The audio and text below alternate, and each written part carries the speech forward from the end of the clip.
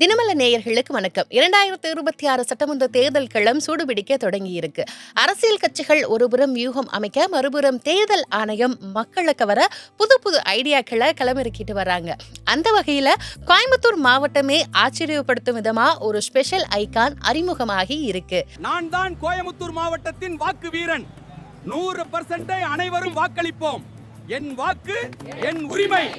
அடர்ந்த காடுகளினுடைய அடையாளமா இருக்கக்கூடிய இருவாச்சி பறவை தான் இப்போ கோயம்புத்தூருடைய தேர்தல் வீரனா அவதாரமும் எடுத்திருக்கு. கோவை மாவட்டம் அப்படின்னாலே மேற்கு தொடர்ச்சி மலைகளினுடைய அரவணைப்பு தான் நினைவுக்கு வரும். ஆனா மலைகள்லயே மிக முக்கியமா அரிதாக காணப்படக்கூடிய கம்பீரமான பறவை தான் இந்த இருவாச்சி பறவை. இந்த மண்ணினுடைய அடையாளத்தை பிரதிபலிக்கும் வகையில மாவட்ட ஆட்சியர் பவன்குமார் அவர்கள் இந்த பறவையை தான் இப்போ தேர்தல் அடையாள சின்னமா அதிகாரப்பூர்வமா அறிமுகமும் செஞ்சிருக்காரு. கெத்து காட்டக்கூடிய இந்த தேர்தல் வீரன் சாதாரண பறவையா இல்லாம நம்ம ஊரு ஸ்டைல்ல ஒரு பக்கா லோக்கல் ஹீரோவா இந்த இருவாச்சி பறவை வடிவமைக்கப்பட்டிருக்கு. அதாவது தூய காட்டன் பனியன் மற்றும் பட்டு வேஷ்டி அணிந்து கம்பீரமா காட்சியளிச்சிட்டு இருக்கு. ஜனநாயக கடமையா ஆற்றிவிட்டேன் அப்படிங்கிறத உணர்த்தக்கூடிய வகையில விரல்ல வாக்களித்த மை அடையாளத்தினுடன் இந்த வடிவம் உருவாக்கப்பட்டிருக்கு. இதற்கு தேர்தல் வீரன் அப்படின்னு கோயம்புத்தூர் சார்பா பெயரும் வைக்கப்பட்டிருக்கு. வாக்காளர்கள் மத்தியில இது ஒரு எழுச்சியை ஏற்படுத்த மாவட்ட நிர்வாகமும் திட்டமிட்டிருக்காங்க. அன்பார்ந்த வாக்காளர்களே, தன் குடும்பத்துக்காகவும் காட்டுக்காகவும் உழைக்கிற இந்த இருவாச்சி பறவை இன்னைக்கு நம்ம ஜனநாயகத்துக்காக வேட்டி கட்டி நிக்குது. அதோட மெசேஜ் ஒண்ணுதான், நம்ம கடமையை நம்ம சரியா செய்வோம், வாக்களிப்போம். தேர்தல் தேதி அறிவிக்கப்பட்ட உடனேயே மக்கள் அதிகமாக கூடக்கூடிய இடங்களான பேருந்து நிலையம், ரயில் நிலையம் மற்றும் வணிக வளாகங்கள்ல அதாவது இந்த தேர்தல் கட் அவுட் வைக்கப்பட இருப்பதாகவும், காடுகளை காக்கக்கூடிய இருவாச்சி போல ஜனநாயகத்தை காத்து வாக்களிங்க அப்படிங்கிறதா இதனுடைய முன்னெடுப்பினுடைய ரகசியமாகவும் பார்க்கப்படுது.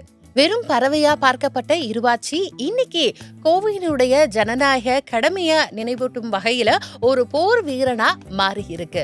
வரக்கூடிய தேர்தலில் 100% வாக்குப்பதிவை உறுதி செய்ய இந்த தேர்தல் விடன் கை கொடுப்பானா அப்படிங்கிறத கொஞ்சம் பொறுத்திருந்து பார்க்கலாம். இவ்வளவு நேரம் தேர்தலுக்கு இந்த பறவை எதற்காக பயன்படுத்துறாங்கன்னு பார்த்தோம். இப்ப அந்த பறவையை பத்தியும் கொஞ்சம் பார்த்திடலாம். காடுகளினுடைய காவலன் என்று அழைக்கப்படக்கூடிய இந்த பறவை காடுகளுடைய விவசாயி அப்படின்னு சொல்லப்படுது. இருவாச்சி பறவை குறித்து பல சுவாரஸ்யமான தகவல்கள் இன்னைக்கு நம்ம இதுல பார்க்கலாம். இயற்கையினுடைய படைப்புல ஒவ்வொரு உயிரினுமே ஒரு அதிசயம்தான். ஆனால் ஒரு பறவை தன்னுடைய வாழ்நாள் முழுவதுமாகவே ஒரே ஒரு துணையோடு வாழ்வதும், அதே போல ஒரு காட்டை உருவாக்குவதற்காக தன்னுடைய வாழ்நாளை அர்ப்பணிப்பது அப்படிங்கிறது உங்களால நம்ப முடியுதா? இருவாச்சி பறவைகளை பார்த்தாலே முதல்ல நம்ம கண்ணுக்கு படுவது அதனுடைய பிரம்மாண்டமான அழகுதான். இந்த அழகில் மேல இருக்கக்கூடிய காஸ்க் அப்படிங்கிற கெட்டியான அமைப்பு தான் பார்ப்பதற்கு 2 அழகுகளா இருப்பது போன்ற தோற்றத்தை தரும். இதனாலேயே இதற்கு இருவாச்சி பறவை அப்படின்னு பெயர் வந்திருக்கு. இது பார்ப்பதற்கு ரொம்ப கம்பீரமாகவும் வண்ணமயமாகவும் காட்சியளிக்கிறதுனாலதான் இதனுடைய அர்ப்பணிப்பு மிக்க குடும்ப வாழ்க்கை, இவற்றினுடைய இனப்பெருக்க முறை உலகிலேயே மிகவும் ரொம்ப விசித்திரமானதும் சொல்லலாம். பெண் பறவை மரப்பொந்துக்குள்ள போயிடும், அங்கேயே இருக்கும். ஆனா ஆண் பறவை தான் அந்த பொந்தினுடைய வாசல்ல சேறு மற்றும் எச்சம் கொண்டு முழுவதுமாகவே மூடிடும். உணவு வழங்க ஒரு சிறிய ஓட்டை மட்டுமே போட்டு அதனுடைய அழுகல் மட்டுமே செல்லக்கூடிய வகையில தான் அதனுடைய வடிவமைப்பும் அமைக்கப்பட்டிருக்கும்.